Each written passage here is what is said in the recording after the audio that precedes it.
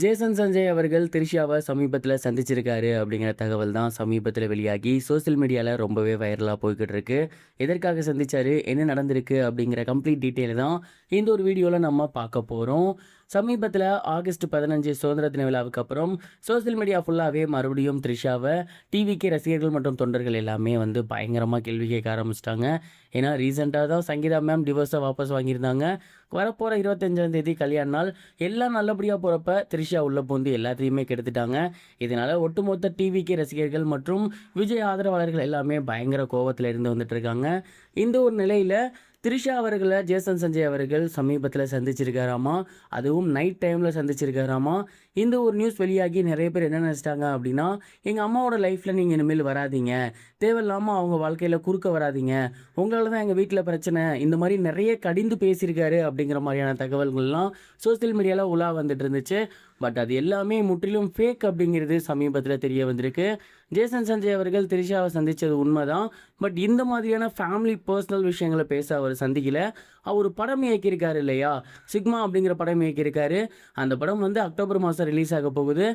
அந்த ஒரு படத்தோட இசை வெளியீட்டு விழாவை மிக பிரம்மாண்டமாக வைக்க பிளான் பண்ணியிருந்திருக்காங்க.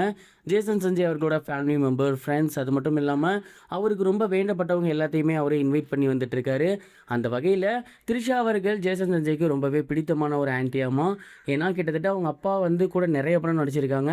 அப்பயே ஜேசன் சஞ்சயை பார்க்கறது, தூக்கி கொஞ்சிறது, அவருக்கு விளையாட்டு பொருட்கள் வாங்கி கொடுக்கறது அப்படின்னு ரொம்ப பாசமாக இருந்திருக்காங்க. ஜேசன் சஞ்சய்க்கும் த்ரிஷா அப்படின்னா ரொம்பவே பிடிக்குமாமா. ஸோ பல வருஷமாக தெரிஞ்ச ஒரு ஆன்ட்டியை, அது மட்டும் இல்லாமல் இண்டஸ்ட்ரியில் இருக்கக்கூடிய ஒரு சீனியர் ஆக்ட்ரஸை அப்படிங்கிற முறையில் தான் அவர் பார்க்க போயிருக்காரு. சிக்மா படத்தோட இசை வெளியீட்டு விழாக்கு கூப்பிட்டுருந்துருக்காரு.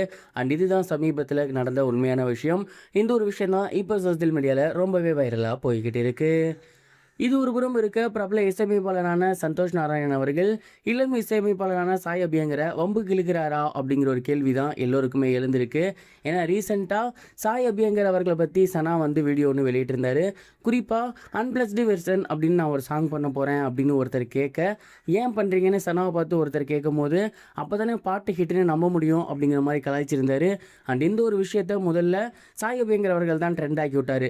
அவர் பாட்டு ஒன்று ஃபாஸ்ட் மெலடியாக வருது அப்படின்னா உடனடியாகவே அதை ஸ்லோ வெர்ஷன், சேட் வெர்ஷனாக ஒன்று விடுவார்.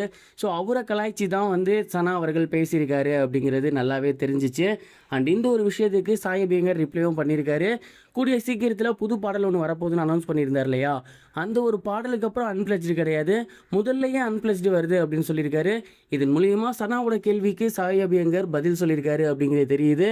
ஒரு இளம் இசையமைப்பாளருக்கு ஏன் சனா சண்டையில் இருக்கிறாரு அப்படின்னு நிறைய பேர் சனா கிட்ட கேள்வி கேட்டு வந்துட்டு இருக்காங்க. இது வரைக்கும் கனெக்டிங் டிவிக்கு சப்ஸ்கிரைப் பண்ணனா மறக்காமல் சப்ஸ்கிரைப் பண்ணிக்கங்க. உடனடி அப்டேட்ஸ் பெறுவதற்கு நோட்டிஃபிகேஷன் பெல்லையும் கிளிக் பண்ணிக்கங்க.